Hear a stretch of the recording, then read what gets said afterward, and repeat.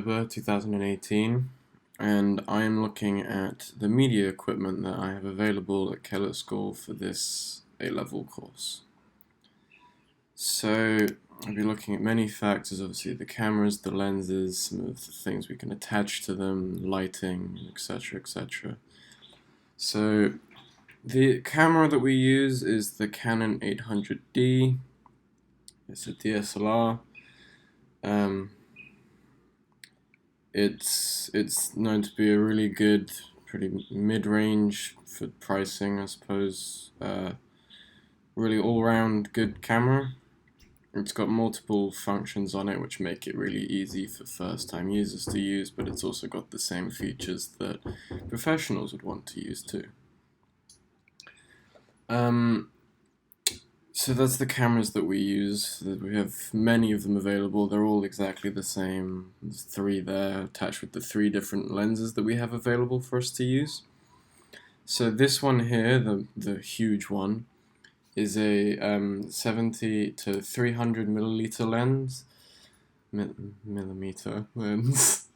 It's got an aperture of 4 to 5.6, so it's pretty bad in low lighting, but for zooming in to like great distances, it's a brilliant camera so long as you've got the correct lighting. So it's probably best in like a really well lit area or outside and things like that. I find it really great to use. It's probably one of my favorite lenses. I mean, admittedly we only have 3 to use, but still, I really enjoy using it. This one here in the middle is a kit lens, so it's got a zoom range of 18 to 85 millimeters with an aperture of 3.5. So it's a pretty all-round good lens. It's kind of used good for everything. The zoom's kind of alright, and I mean, it's alright in low light. It could be better, but hey. It's basically just a really good all-round lens, though to properly capture some of the good images, it does still require you to move around to get the thing you want into the frame and things, which is good. It provides a bit of challenge, which I enjoy about that. And then finally, at the very end here, we have it's a 50 millimeter lens, or known as a prime lens, with an aperture of 1.8. So it's actually pretty amazing in low light. It's got a huge lens, so it allows for lots of light to be brought in, which means it's just pretty good in low light. The downside, I suppose you could say, it depends on your opinion really, but it doesn't have a zoom capability, so you have to move around to get whatever you want to get into the frame, which can be challenging at times, but I mean it's good, it inspires creativity, and I like that. So I'd say it's a pretty good lens. I really enjoy using that. My top 2 are probably still these two, though. I really enjoy the long lens and the kit one. It's probably my top favorite ones. Anyway, what else we have? We have this thing here, which is an analog flash synchronizer. So you can hook it up to multiple flashes that are around the area that you want to capture. You can put it on the right channels and all, and then you can take the photo and it syncs with the camera, and it's great. And this is a analog one. This here, I realistically probably should have taken a picture of the front, but it's got like a small touchscreen thing. And this one is far more advanced. It's a digital flash synchronizer, and it allows you to control the light intensity. It basically allows you to control the flashes without actually having to go over to the flash and meddle with the things straight from the camera, which can be good if you don't want to have to walk around each individual flash and change the settings during a photo shoot. So I think this paired with this camera and the lens is probably a very good match, and get some good flashes and you're set. It's a perfect setup, really.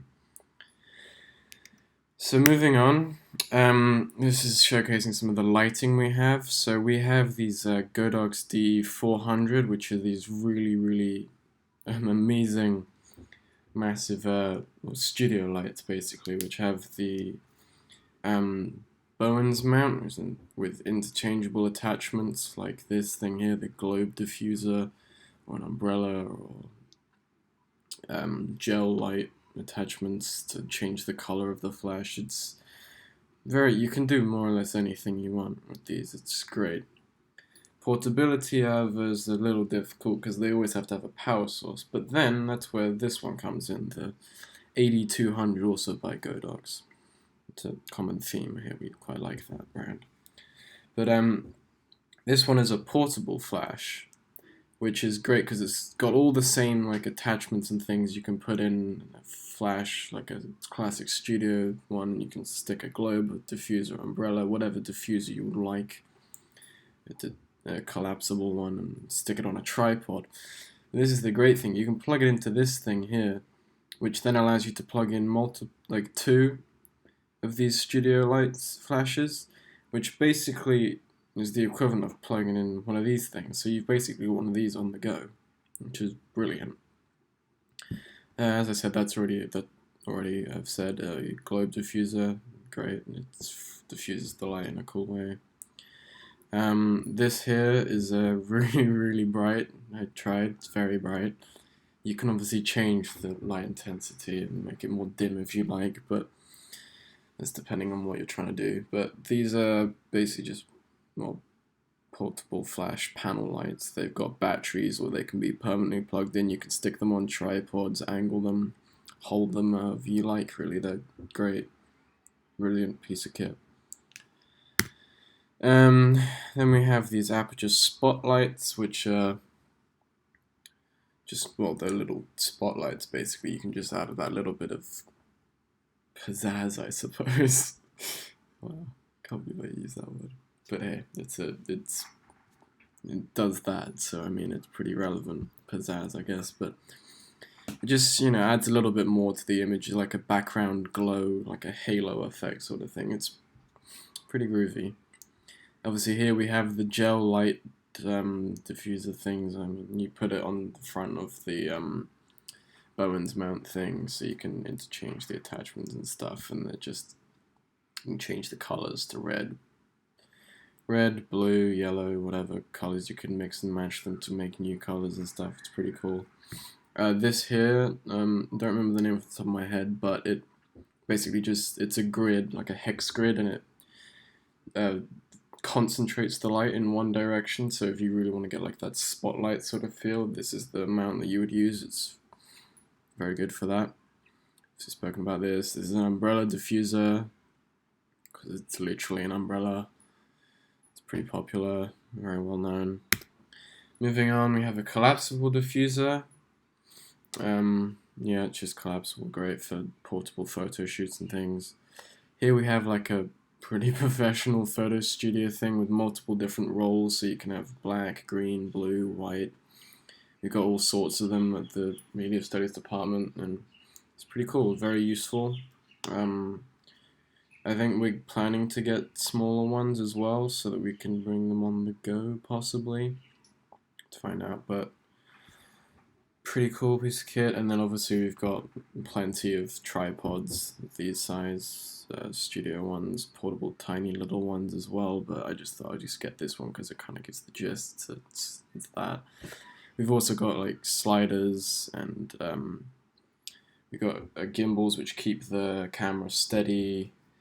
We've got like shoulder mounts and all sorts of other attachments for the cameras. So yeah, and this is basically the majority, or pretty much all, of our equipment. I'll leave a full list on the actual website for you to have a look at. But yeah, this has been the media equipment. Thank you for listening.